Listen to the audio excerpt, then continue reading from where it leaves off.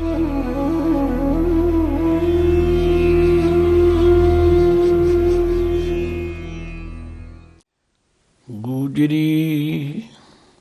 श्री नामदेव जी के पदे कर पहला। एक ओंकार सतगुर प्रसाद। जो राज देह ता कौन बढ़ाई। जो भीख मंगावे ता क्या घट जाई। तू हर भज मन मेरे पद निर्वाण। बहुर न होए तेरा आमन जान। और हाउ सब तै उपाई परम पुलाई। जिस तू दे मैं तिसै बुझाई। सतगुर मिले तसै सजाई। किसहों पूजों दूजा नजर न आई। एकै पाथर कीजै भाओ दूजै पाथर धरियै पाओ। जे ओ देओ तां ओ भी देवा। कह नाम दियो हम हर की सेवा। वाहिगुरु जी का खालसा वाहिगुरु जी की फतेह। गुरु सवारी साध संगत, गुजरी राग विच भगत कबीर जी तो बाद पूजनीक भगत श्री नामदेव जी दे मुखारबिंद तो उचारण कीते होए ये दो पदे हन। सिरलेख है गुजरी श्री नामदेव जी के पदे कर पहला। धन धन गुरु अर्जन देव पातशाह जी नाम जपण वालियां दा कितना सत्कार करते। बड़े अदब दे नाल श्री नामदेव जी के पदे। नामदेव जी भी लिखिया जा सकता, पर श्री अखर कदों किदे लई वरतिया जांदा। जिन्हों शोभा संयुक्त बहुत आदर देना होवे असी कहने श्रीमान जी, श्रीमती जी। श्री शब्द बड़े सत्कार दा लिखाएगा। फिर अगे जी के पदे, इहदा मतलब एक शब्द नहीं दो शब्द हैं। के दा मतलब है दो हैं। घर पहला, पहले घर विच सुर ताल विच इसनूं गाउण दी हदायत है। एक ओंकार सतगुर प्रसाद, ये मंगला चरण है जो गुरबाणी दे लिखण दा तरीका ढंग मर्यादा। परमात्मा एक है, सर्व शक्तिवान है, सर्व व्यापक है। और सतगुर प्रसाद सच्चे गुरु की कृपा द्वारा जानिया जाता। भगत नामदेव जी का जदों असी जीवन पढ़ते हाँ तो भगत नामदेव जी दे नाल, क्योंकि भगत जी का जन्म नगर पंढरपुर कहा जाता ते पंढरपुर विच वो रह के भगती करते ने। बहुत सारे शब्द उन्होंने गुरु ग्रंथ साहब च दर्ज हैं। और भगत नामदेव जी ने भी उस समाज दियां बदीकियां नूं सहन किया। जिक्र भी आउंदा है कि भगत नामदेव जी एक दिन मंदिर विच परमात्मा की भगती करने लई आरती करनी चले गए, पर उच्ची जात के पंडितां ने उन्होंने शूदर शूदर कह के मंदिर विचों बाहर कढ़ दिता। भगत जी ने आप लिखिया है, हस्त खेलत तेरे द्योरे आया। भगत करत नामा पकड़ उठाया। हीनड़ी जात मेरी जात मराया। छीपे के जन्म मोको काहे को आया। लै कमली चलियो पलटाए, देहोरे पाछे बैठा जाए। ज्यों ज्यों नामा हर गुण उचरै, भगत जना का देहोरा फिरे। रोज पढ़ते हाँ अहंकारियां निंदकां पिठ दे, नाम दियो मुख लाया।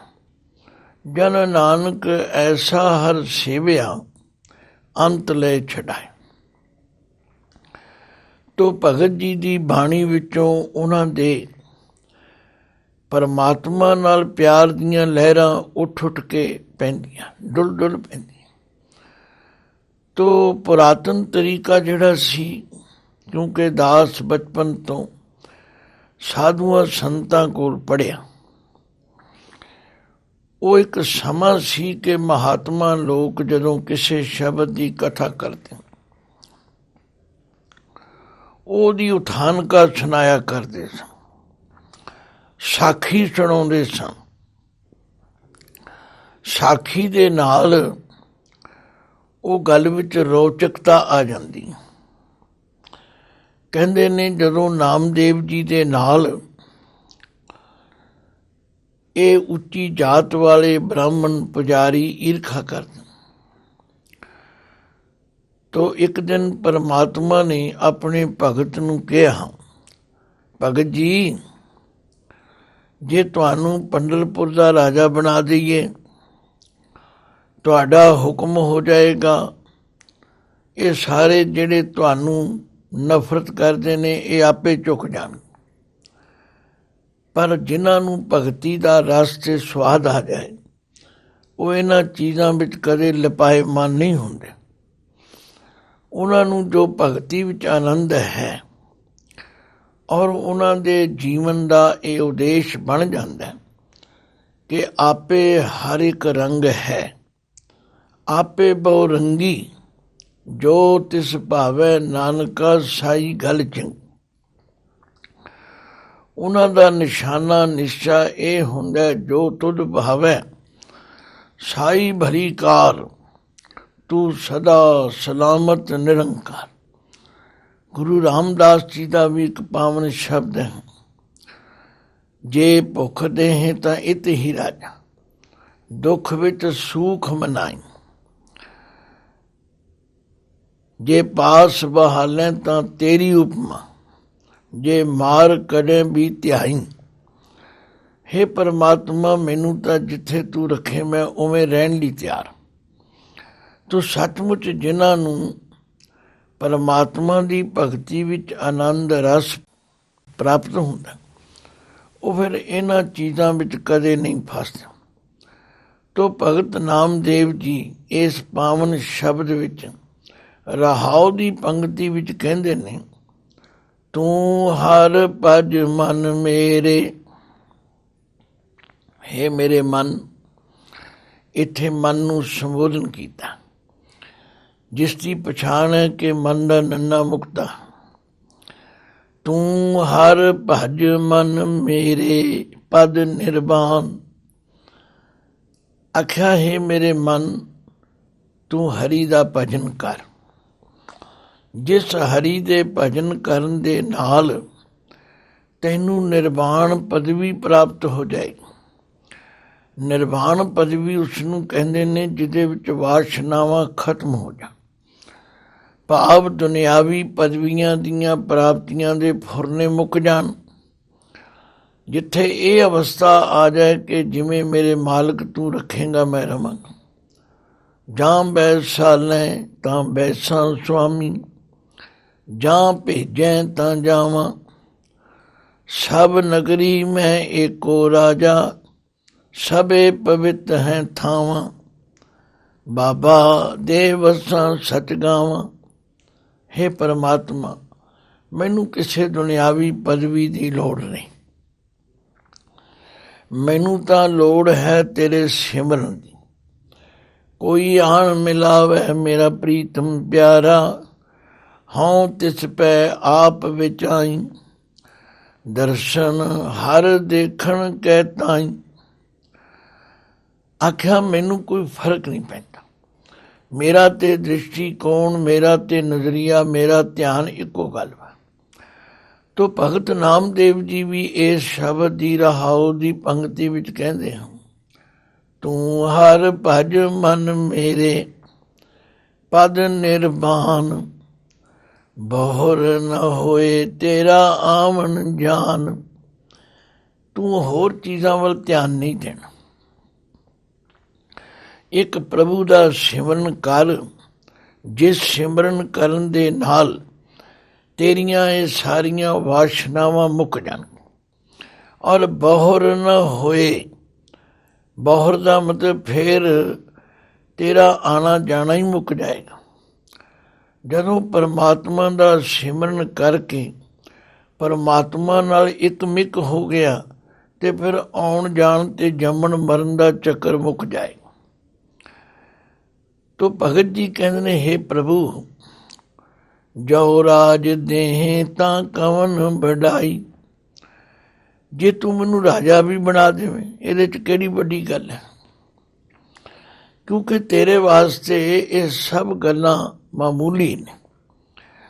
ਬਾਣੀ ਵਿੱਚ ਲਿਖਿਆ ਹੈ ਕਿ ਜੇ ਵਾਹਿਗੁਰੂ ਅਕਾਲ ਪੁਰਖ ਦੀ ਮਰਜ਼ੀ ਹੋਵੇ ਤੇ ਖਿਨ ਮੈਂ ਰਾਉ ਰੰਕ ਕੋ ਕਰੇ, ਰਾਉ ਰੰਕ ਕਰ ਡਾਰੇ, ਰੀਤੇ ਭਰੇ ਭਰੇ ਸਖਨਾ ਵਹਿ ਯਾ ਤਾ ਕੋ ਵਿਵਹਾਰੇ।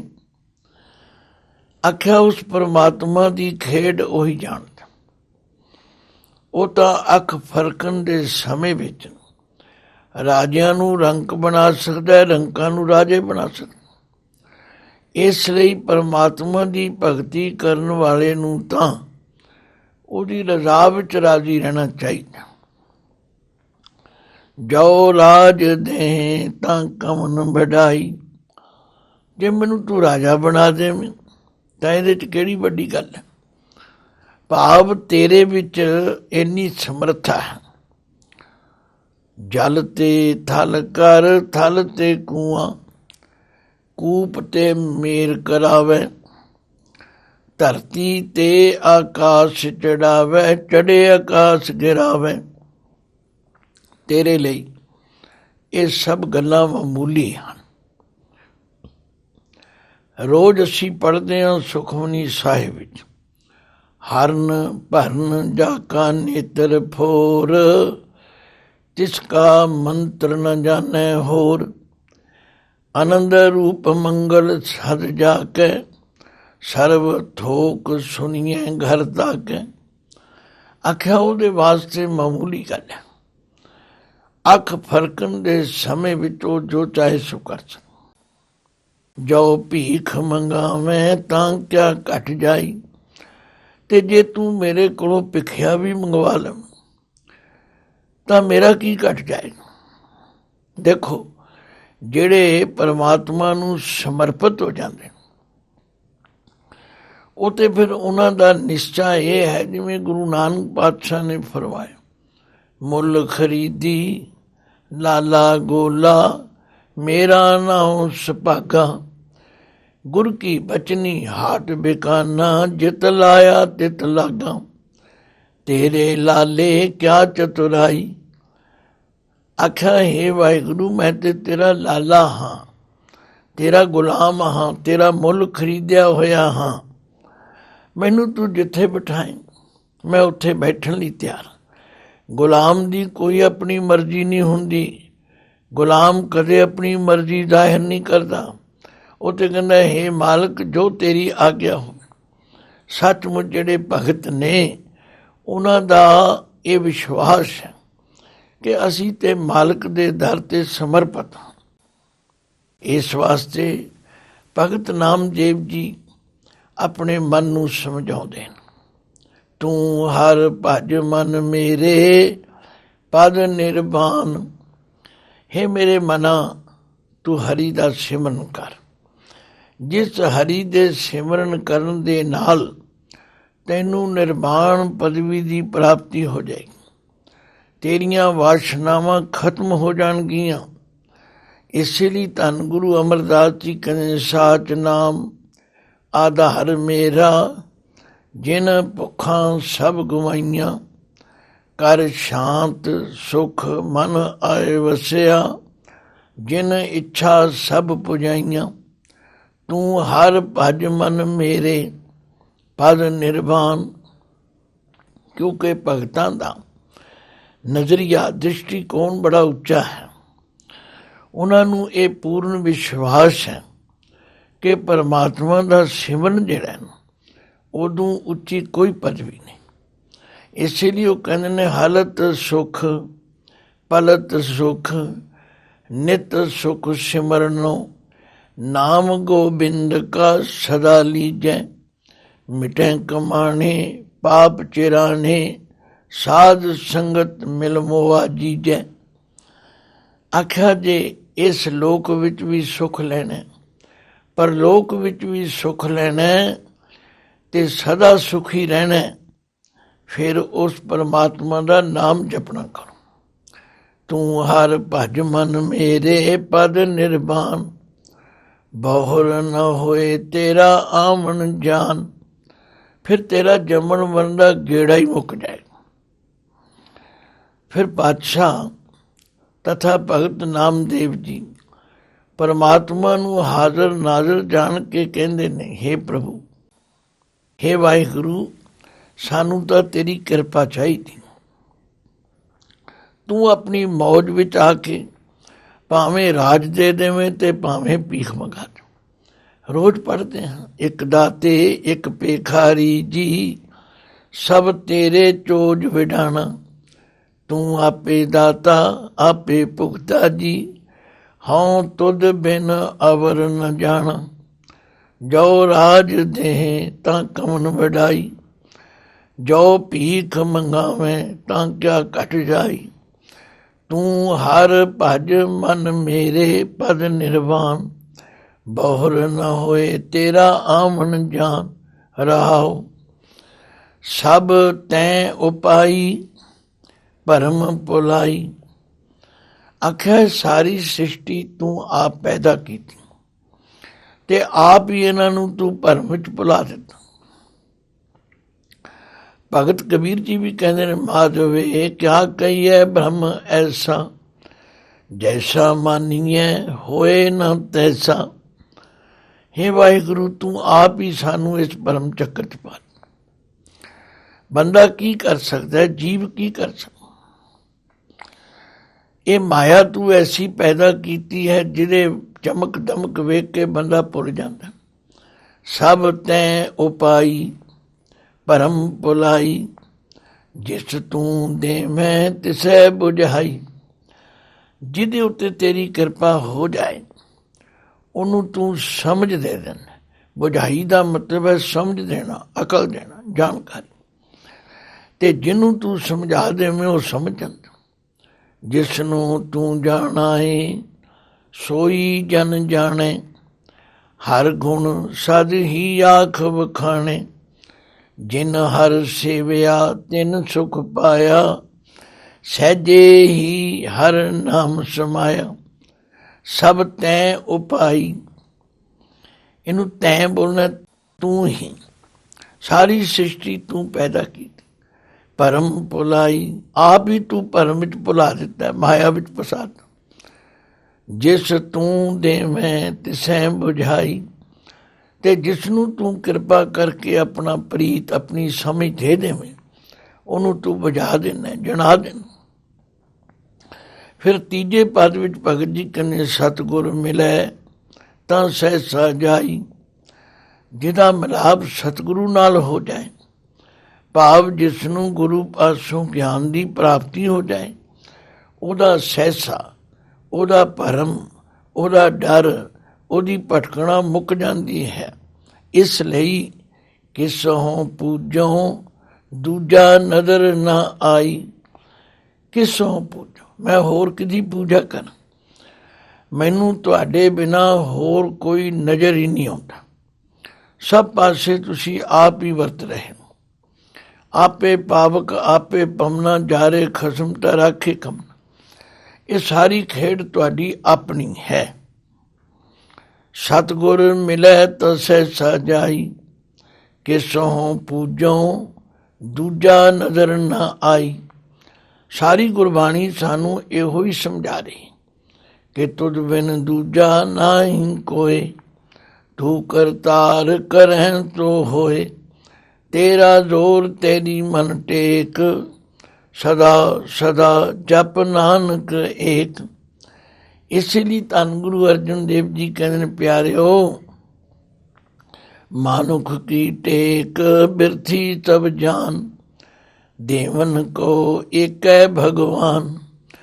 ਜਿਸ ਕੈ ਦੀਐ ਰਹਿ ਅਘਾਏ, ਬਹੁਰ ਨ ਤ੍ਰਿਸ਼ਨਾ ਲਾਗੈ ਆਏ। ਕਿਸੋਂ ਪੂਜੋਂ ਦੂਜਾ ਨਜ਼ਰ ਨਾ ਆਈ, ਤੁਧਨੋਂ ਛੋੜ ਜਾਈਏ ਪ੍ਰਭ ਕੈ ਧਰ, ਆਨ ਨਾ ਬੀਆ ਤੇਰੀ ਸਮਸਰ। ਹੁਣ ਚੌਥੇ ਪਦ ਵਿੱਚ ਭਗਤ ਜੀ ਕਹਿੰਦੇ ਨੇ, ਮੈਂ ਹੈਰਾਨ ਹਾਂ ਕਿ ਲੋਕ ਇੱਕ ਪਾਸੇ ਪੱਥਰ ਦੀ ਮੂਰਤੀ ਦੀ ਪੂਜਾ ਕਰ ਰਹੇ ਨੇ ਤੇ ਦੂਜੇ ਪਾਸੇ ਪੱਥਰਾਂ ਤੇ ਪੈਰ ਰੱਖ ਰਹੇ ਨੇ। ਮੈਨੂੰ ਸਮਝ ਨਹੀਂ ਆਉਂਦੀ ਕਿ ਲੋਕ ਕੀ ਕਰ ਰਹੇ ਨੇ। ਇੱਕ ਹੈ ਪਾਥਰ ਕੀਜੈ ਭਾਉ, ਦੂਜੇ ਪਾਥਰ ਧਰੀਐ ਪਾਉ। ਕਿਉਂਕਿ ਜਿਹੜੇ ਮਹਾਂਪੁਰਖ ਰੱਬ ਨੂੰ ਮਿਲ ਜਾਂਦੇ ਨੇ, ਉਹਨਾਂ ਦੀ ਸਮ ਦ੍ਰਿਸ਼ਟੀ ਹੋ ਜਾਂਦੀ, ਉਹਨਾਂ ਦੇ ਅੰਦਰੋਂ ਸਾਰੇ ਭਰਮ ਮੁੱਕ ਜਾਂਦੇ ਨੇ। ਉਹਨਾਂ ਨੂੰ ਤੇ ਹਰ ਜਗ੍ਹਾ ਪਰਮਾਤਮਾ ਦੀ ਜੋਤ ਨਜ਼ਰ ਆਉਂਦੀ। ਕਹਿੰਦੇ ਨੇ ਏਕੈ ਪਾਥਰ ਕੀਜੈ ਭਾਉ, ਦੂਜੈ ਪਾਥਰ ਧਰੀਐ ਪਾਉ। ਜੇ ਉਹ ਦਿਓ ਤਾਂ ਉਹ ਵੀ ਦੇਵਾ। ਕਹਿਣ ਦਾ ਮਤਲਬ, ਜੇ ਤੁਸੀਂ ਇੱਕ ਮੂਰਤੀ ਨੂੰ ਪਰਮਾਤਮਾ ਮੰਨ ਰਹੇ ਹੋ ਤੇ ਦੂਜੇ ਪੱਥਰ ਤੇ ਪੈਰ ਧਰ ਰਹੇ, ਨਹੀਂ ਭਾਈ, ਪਰਮਾਤਮਾ ਤੇ ਸਭ ਜਗ੍ਹਾ। ਇਸੇ ਲਈ ਭਗਤ ਜੀ ਨੇ ਕਿਹਾ, ਸਭ ਗੋਬਿੰਦ ਹੈ, ਸਭ ਗੋਬਿੰਦ ਹੈ, ਗੋਬਿੰਦ ਬਿਨ ਨਹੀਂ ਕੋਈ। ਜੇ ਉਹ ਦਿਓ ਤਾਂ ਉਹ ਵੀ ਦੇਵਾ, ਕਹਿ ਨਾਮ ਦਿਓ ਹਮ ਹਰ ਕੀ ਸੇਵਾ। ਨਾਮਦੇਵ ਜੀ ਕਹਿੰਦੇ ਨੇ, ਹੇ ਪ੍ਰਭੂ, ਮੈਨੂੰ ਤਾਂ ਇਹਨਾਂ ਲੋਕਾਂ ਦੀ ਸਮਝ ਨਹੀਂ ਆਉਂਦੀ। ਮੈਂ ਇਸ ਚੱਕਰ ਵਿੱਚ ਨਹੀਂ ਪੈਂਦਾ। ਨਾ ਮੈਂ ਕਿਸੇ ਮੂਰਤੀ ਦਾ ਪੁਜਾਰੀ ਹਾਂ, ਨਾ ਮੈਂ ਕਿਸੇ ਮੂਰਤੀ ਦਾ ਵਿਰੋਧ ਕਰਦਾ। ਮੈਂ ਤੇ ਤੁਹਾਡੀ ਸੇਵਾ ਕਰਦਾ, ਤੁਹਾਡਾ ਸਿਮਰਨ ਕਰਦਾ, ਤੇ ਮੈਨੂੰ ਸਭ ਤੋਂ ਉੱਤਮ ਇਹੋ ਹੀ ਨਜ਼ਰ ਆਉਂਦਾ ਵੀ ਇਹਨਾਂ ਭਰਮਾਂ ਭੁਲੇਖਿਆਂ ਵਿੱਚ ਪੈ ਕੇ ਅਸੀਂ ਆਪਣਾ ਗੁਆ ਰਹੇ ਹਾਂ, ਨੁਕਸਾਨ ਕਰ ਰਹੇ ਹਾਂ। ਇਸ ਲਈ ਭਗਤ ਜੀ ਨੇ ਇਹ ਸ਼ਬਦ ਵਿੱਚ ਸਮਝਾਇਆ ਸਾਡੇ ਵਰਗੇ ਜਗਿਆਸੂਆਂ ਨੂੰ, ਭਾਈ ਆਪਣੇ ਆਪਣੇ ਮਨ ਨੂੰ ਸਮਝਾਓ। ਤੂੰ ਹਰ ਭਜ ਮਨ ਮੇਰੇ, ਪਦ ਨਿਰਬਾਨ, ਬਹੁਰ ਨ ਹੋਏ ਤੇਰਾ ਆਮਣ ਗਿਆਨ। ਬਸ ਇੱਕ ਪਰਮਾਤਮਾ ਦਾ ਸਿਮਰਨ ਕਰੋ, ਜਿਸ ਤੇ ਸਿਮਰਨ ਕਰਨ ਦੇ ਨਾਲ ਤੁਹਾਨੂੰ ਨਿਰਵਾਣ ਪਦਵੀ, ਵਾਸ਼ਨਾ ਰਹਿਤ ਪਦਵੀ ਮਿਲੇਗੀ, ਔਰ ਫਿਰ ਜੰਮਣ ਮਰਨ ਦਾ ਚੱਕਰ ਜਿਹੜਾ ਉਹ ਸਦਾ ਲਈ ਮੁੱਕ ਜਾਏਗਾ। ਵਾਹਿਗੁਰੂ ਜੀ ਕਾ ਖਾਲਸਾ, ਵਾਹਿਗੁਰੂ ਜੀ ਕੀ ਫਤਿਹ।